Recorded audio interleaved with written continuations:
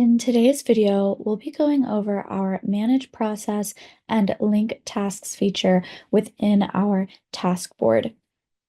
In our previous video, we set up our task card with a to-do list, and today we'll be doing something to the same effect, but with our Manage Process and Link Tasks features. So I've already gone ahead and created a new task card for another upcoming brand deal meeting that we have. Now, when we enter our task card, instead of making a checklist for the steps that need to be completed before our brand deal meeting, we're going to click on Manage Process. And we're going to make a new process here that can be repeated again in upcoming task cards for upcoming brand deal meetings. So we're going to call our process Meeting Prep, choose a color for an added element of visual organization. And now we're going to add the steps that need to be completed for our meeting prep. Similar to a checklist, we're going to go ahead and add our steps. So once you've added your steps to be completed, and you can move them around and reorder them as you like, you can see that rather than creating a checklist within the task card, it's created a new task card for each step that needs to be done. You can see up here in the initial task card, it says here of the process, 0 of 4 steps have been completed. And you can go ahead and see once we enter this step, change the status.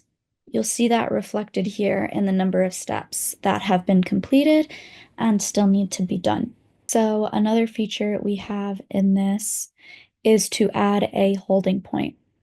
So as you can see, it says here, hold until preceding tasks are done. So this next task is going to be on hold until all of these have been changed to the done status.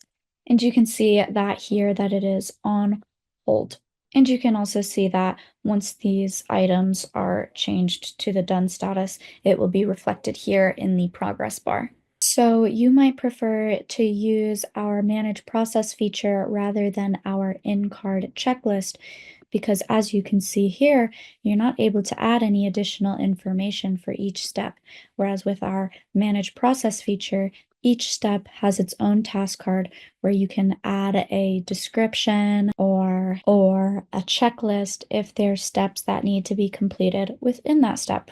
Next, we're going to look at link tasks. So we're going to use this, for example, when we have another task that's related to this one. So I'm going to go ahead and make a task for meeting follow-up. So now when I come here and I click link tasks and find the related task, I'm going to link the two. So now this task for brand meeting XYZ blocks the task meeting follow-up.